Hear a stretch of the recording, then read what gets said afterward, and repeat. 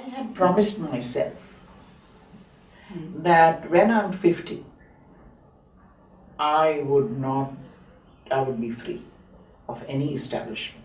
I would not work with the government or with any voluntary organization or the UN.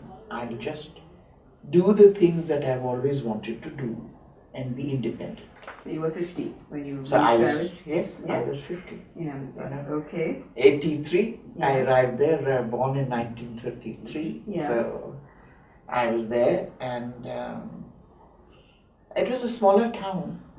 So I was happy, and I hadn't saved any money, so I had very limited money. Though I was a highly paid person, I blew it all. I had a whale of a good time. Okay. And I had a reputation that I was the only Indian who wasn't saving every penny, Otherwise, the only thing that the Indians would think of is where they could get things cheap.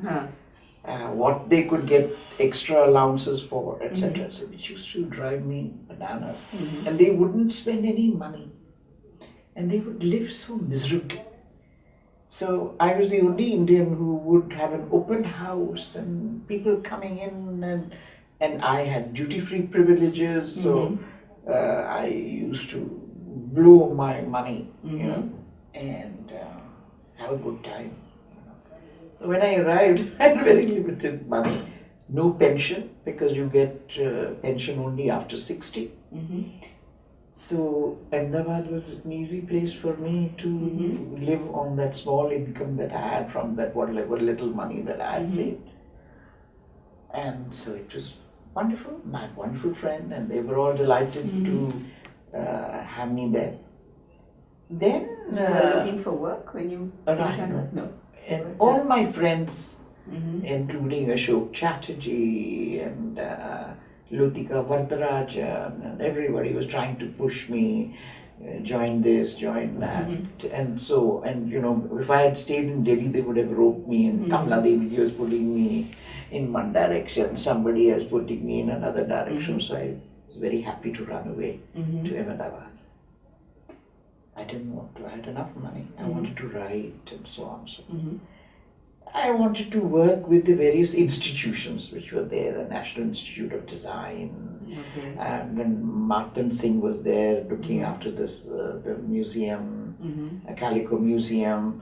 Ahmedabad had, it was a rich place. Very rich, There was the Management Institute doing experimental things, and there was also ISRO, School of Architecture. I had very good friends like Gira was my friend, Mapu was my friend.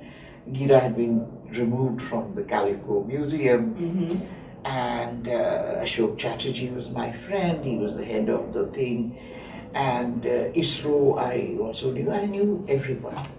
So I thought I will do my research and so on and so forth. Well, I found that it wasn't so easy to enter, but I did do one research which was in Kutch. Okay. And it was with the School of Architecture, NID and me, and we took students from both, and we went to study a cluster of craftspeople known as the Meghwals. Okay. In Bandi area.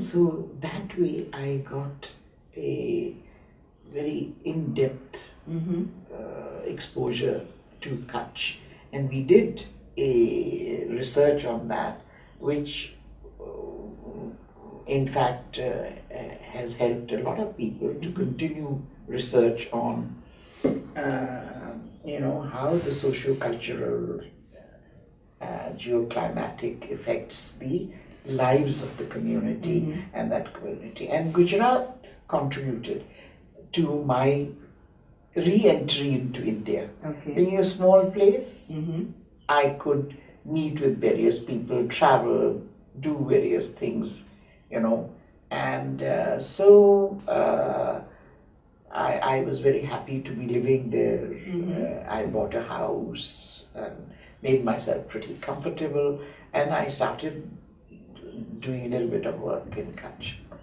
In the meantime, what happened was that the chief minister, I think that was a Congress at that time, was told that you have a great expert of cottage industries and handicrafts living in Ahmedabad. Are you not using her? I said, no, who is she? So they told me about me. So he came back and he told the managing director of Gujarat Handicrafts Development Corporation to request me to become a director in the board. Okay. So he came to me, it was Mr. Randhava, who was himself very interested in Kutch, and he said, Madam, I've been asked by the Chief Minister to request you to become on the board. And I said, no, I promised myself. He said, you are not being paid anything. We are not employing you. You do what you please. And you tell us what to do, we'll follow you. And Nalini Sarabhai was also the chairperson of the board. She said, your friend is the chairperson. She's also asking you. So Nalini, Mr. Randhava, who used their influence with all my friends, bullied me into accepting. And so me, being me, once I accept, I give all of myself. So I became very involved and did a lot of work, especially in Kutch. Okay. Because they were having terrible drought.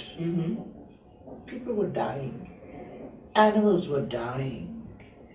1/3 of the animals in Kutch died. And so a scheme, we initiated a scheme that instead of craftspeople breaking stones, why can't we use handicrafts as employment, insurance scheme. So we started, and I, with the help of the few people, ran that scheme, and not one penny was stolen. Okay. And it also gave us the opportunity to revive all the old crafts. So we did a lot of work, All over Kutch. All over Kutch. And then also, because I was, so that was one of the main areas that I did. As well as what happened was that Malika Sarabhai set up Mapin. At the same time, she became pregnant, and she also was picked up by Peter Brook to do the Draupadi's part, so she was not available. So they entrusted me with setting up Mapin. Okay. And the first books that came out, Crafts, Living Tradition of Crafts of Gujarat, I did. Yeah. Edited it and produced it. Haku Shah's book. That time 5 books came out. Delhi Setna's book, Haku Shah's book, a Haveli book by Dr. Parmar, and so on. So 5 books. So the first part of Mapin, You were responsible. was responsible for initiating the Amit Ambala. I got him to write his book and all the rest of it. But the Sarabhais being Sarabhais, I used my own car, my own petrol. They they are going to Baroda and they would say, Jasleen, our car is broken down. Can we use your car? I said, yes, of course. They wouldn't even bother to fill up the petrol. Anyway, so after a whole year of this kind of behavior and 6 books, so I said, you should really reimburse me for this work, and they are so wealthy. So they offered me 10,000 rupees per annum.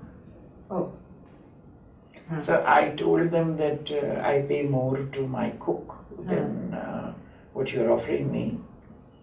And then they said, we don't have any money, etc., etc. So I said, okay, then what you can do is, don't pay me 10,000, I'll probably end up by, you pay for my petrol bills.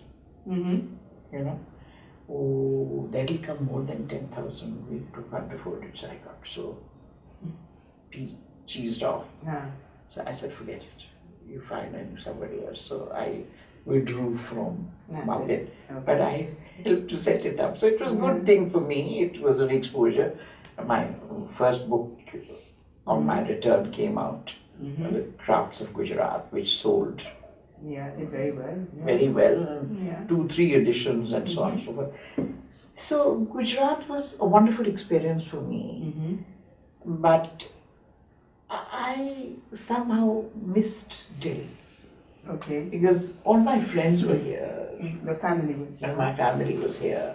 And then my son decided also to come and work to study in Jamia Millia. Okay. And I didn't want to be without him. So I moved back to Delhi. Okay.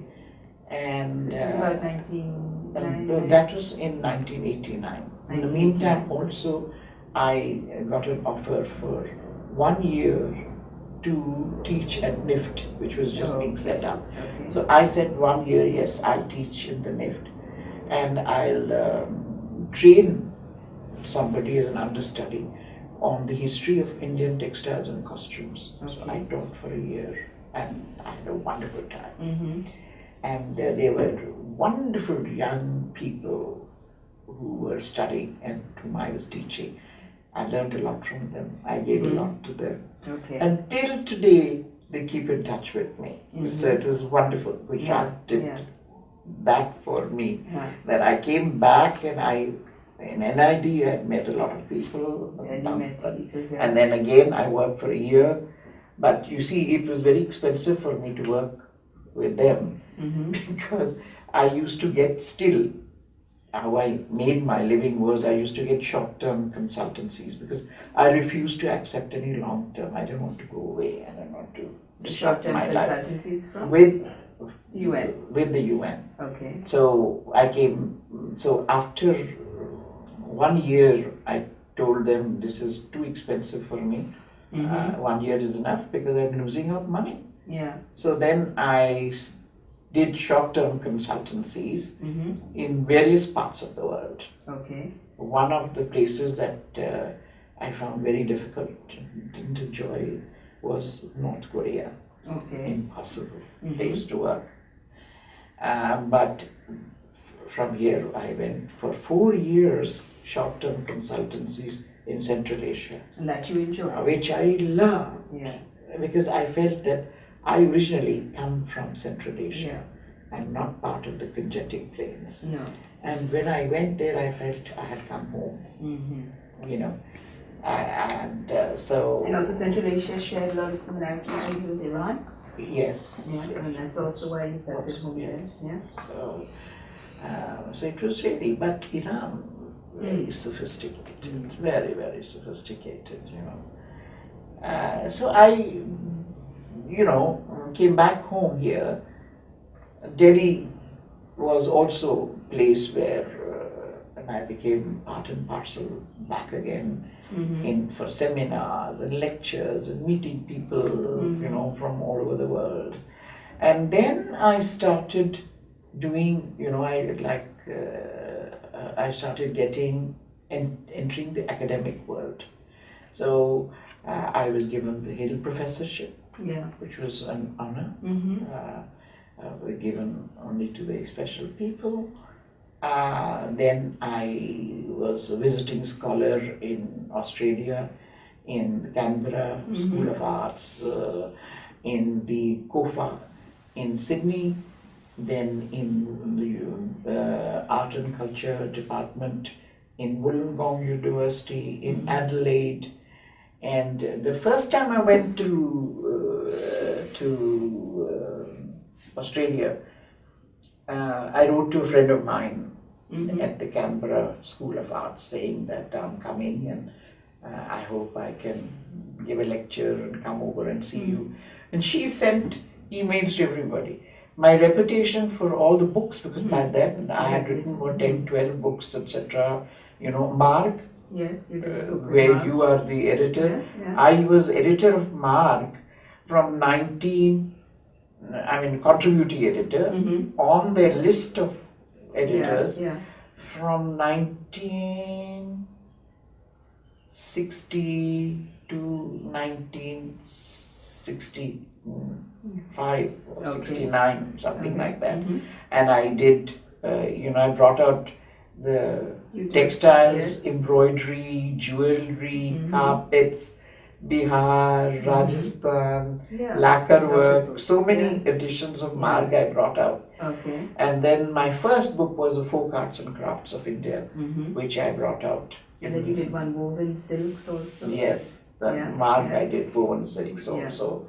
So, so everybody knew me. And I lectured all over Australia. So my son, who makes fun of me and also very proud of me, said to me, my mother is the one-person circus of India, going around and lecturing all over. And when Sonal Mansingh asked him, because my son had gone to study cinematography in Australia and had stayed on there, said, Himan, try and arrange some performances for me in Australia. He said, ask my mother.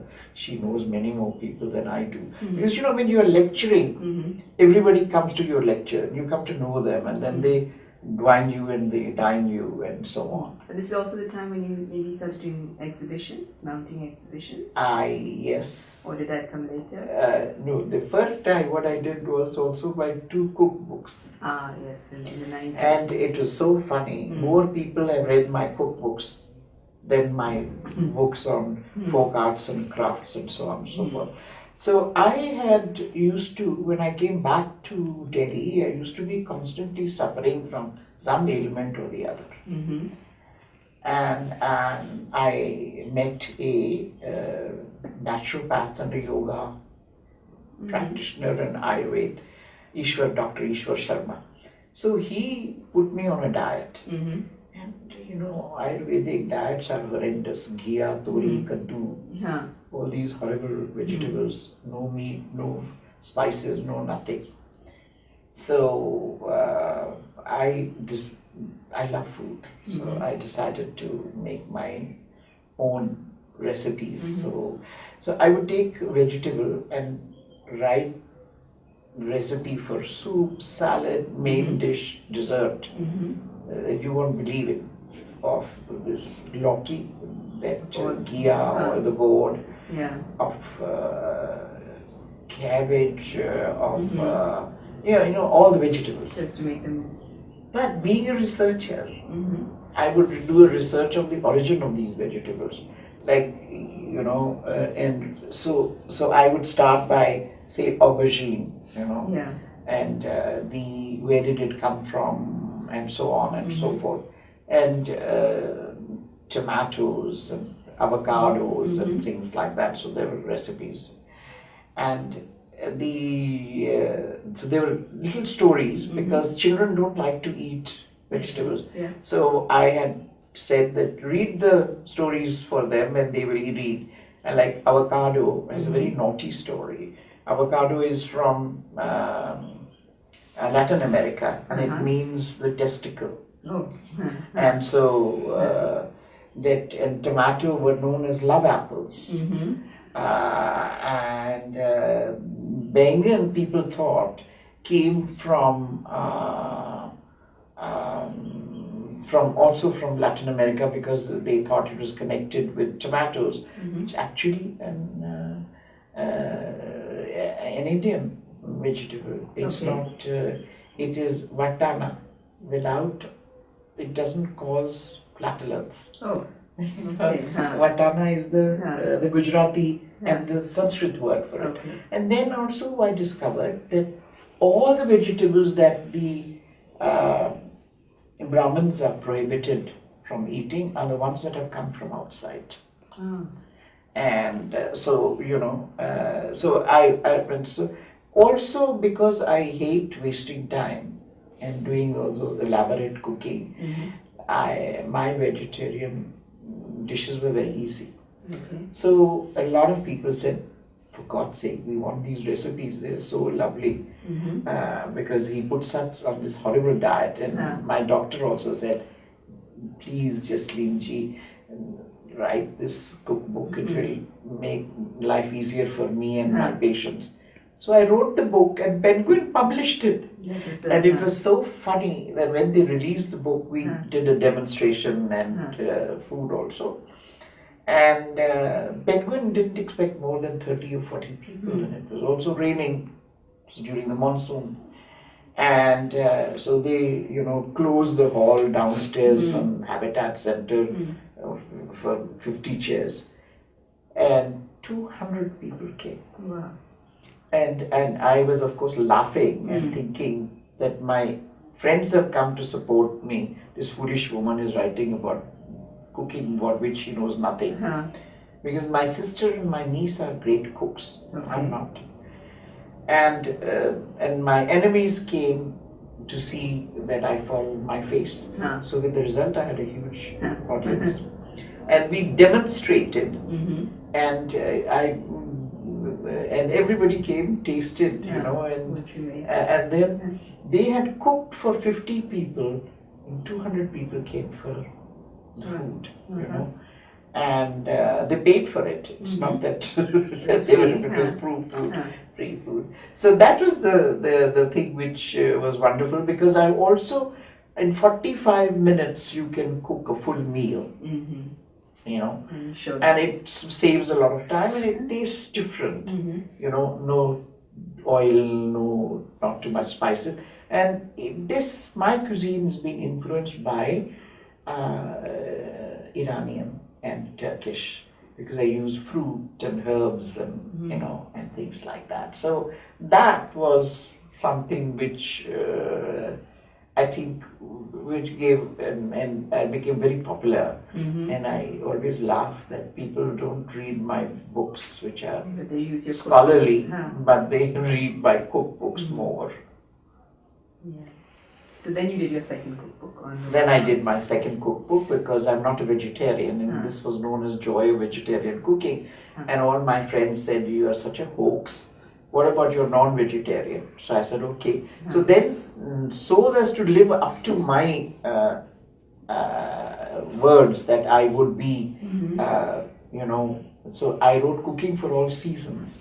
That is, if you eat meat, you should eat X amount, and in sort of, for instance, pork should be eaten only in winter, fish could be eaten on certain, and during the monsoons you don't eat the fish, So that I kept to my belief of eating according to the geoclimatic situation, conditions, and so on.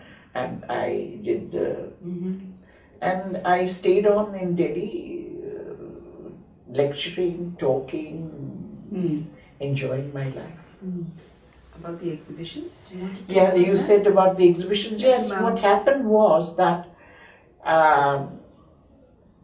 various people wanted me to head them. I organized the exhibitions in, when as a part of my work in Australia. And then what happened was that people came to know that I was free, I was available.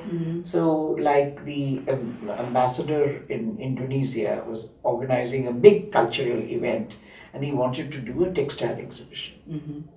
And common heritage, India and Indonesia. So he asked me, and I did an exhibition called Woven Magic.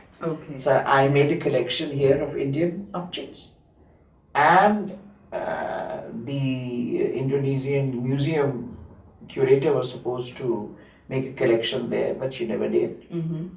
So I went there and I rushed around and made a collection, did a wonderful exhibition, and brought out a catalogue also. And I have the catalogue with me, which is selling even today. And then I did, then the NIFT people asked me to do an exhibition on traditional and contemporary textiles in the Philippines. So we did an exhibition where in the National Museum I did an exhibition of traditional from the Crafts Museum, and then from NIFT the use of hand-woven textiles in, so that, again a catalog. And we did a seminar on the Philippines and India connection of textiles. So we did that. Then you did an exhibition in Australia, the Commonwealth? Australia, that was a major thing. Yeah. And we did that in Australia, which is, threads which connect. Because they asked me to do an exhibition for the Commonwealth Games. And their idea was, you get textiles from each Commonwealth country, you put them up, they will look beautiful, we bring a catalogue, it will be fine. But I decided I would go to the root of the thing. What Commonwealth, what does it mean? How does it come? So on and so forth. And it was, so I took totally another approach of how textiles connected, but also we, that the Commonwealth came up because of the trade and how they encroached upon us, and they came as merchants and as evangelists and stayed on to conquer us, not just India but all over. And this whole business of the colonization took and how that influenced. So it was a totally different approach. But I must say, Australia supported us fully. They gave me a budget of $200,000 for the exhibition. For the exhibition, and we got beautiful stuff from all over. It was a stunning exhibition. Then when they handed over the torch to India, the Chief Minister Sheila Dikshit had gone there, and she saw the exhibition, and she said, "Why don't you bring this exhibition to India?" So then they asked me to do it here. We changed it. We had to reduce because we didn't have such a big budget, and also we didn't have that kind of space. So we made it but for the first time in India, they saw that there were only 3 Indian textile pieces, the rest were from all over the world. We had fabulous stuff from Africa, from the museum in Vienna, fabulous stuff from Trinidad, from the masquerade that they have there, and lovely coronation robe, etc., from Malaysia. So people loved that exhibition because it was the first time that a textile exhibition showed them textiles from the world over. Not just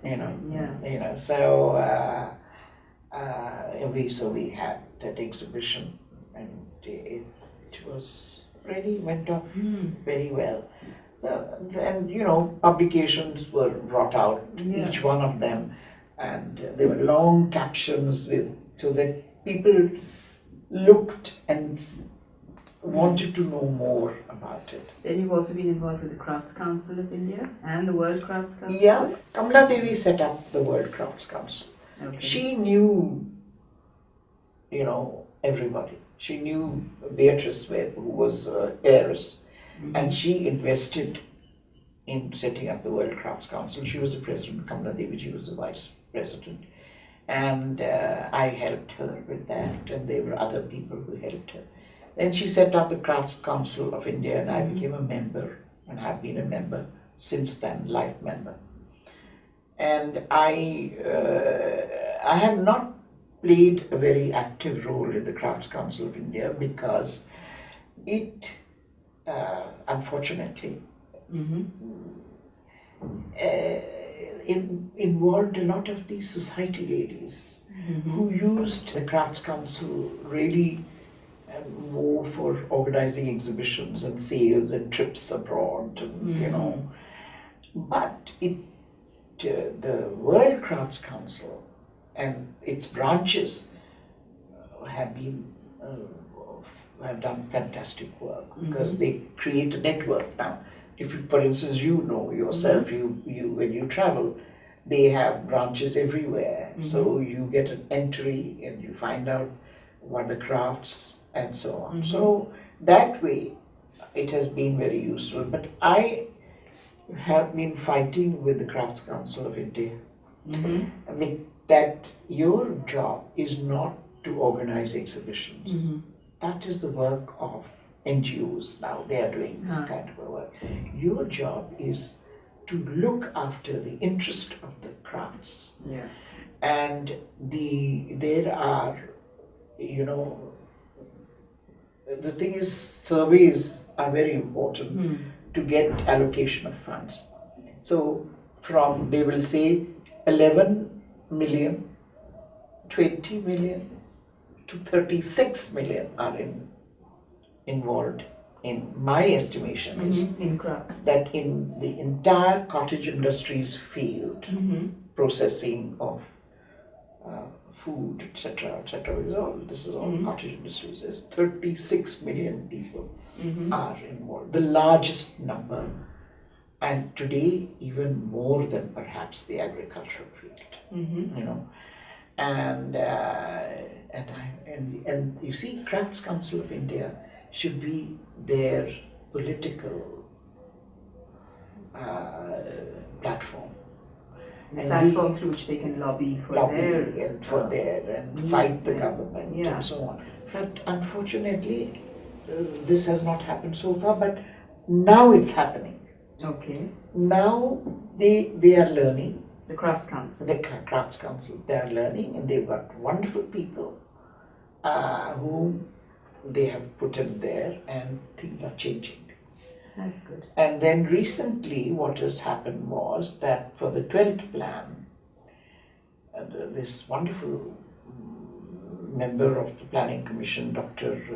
Jasleen Dhamija, set up a panel, from all over India, and they made me and another woman, Monisha Ahmed, as members also.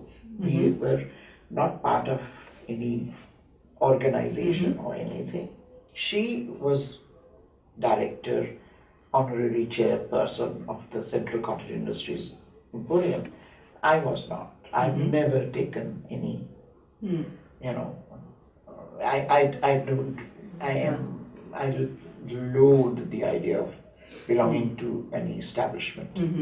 So I was the only non-establishment person, and I don't associate myself and don't take sides or anything. And they made me co-chairperson, and veritable first chairperson of the committee for nearly a year and a half on handlooms. And we did a major work. I really worked my head off. And you see, we discovered that Northeast has the largest number of textile, and they are women. Because every home has a loom, and they weave. And I fought, and I established a special committee for that. We got people, anthropologists, workers, directors of institutions, and so on and so forth on that committee, and we produced a very major paper on that. And I introduced a lot of radical ideas and concepts of how to use the tribal community, and that it should be like sharing. They give 50% and the government gives 50%. Like you see, sharing in the making. In the making of institutions. You know, because like Nagaland, Nifa, Mizoram, all these people, they are extremely sophisticated. Yes. They have wonderful fashion sense. They have beautiful fashion shows. We don't know anything about them, you know. And so they were wanting to introduce jacquard looms, whereas that is the center for the backstrap weaving, which has great value. as a traditional thing. So we fought tooth and nail against that, you know. And I made the suggestion that why don't we use the tribal organization? Because the head of the tribe, they own the land. So let them contribute the land.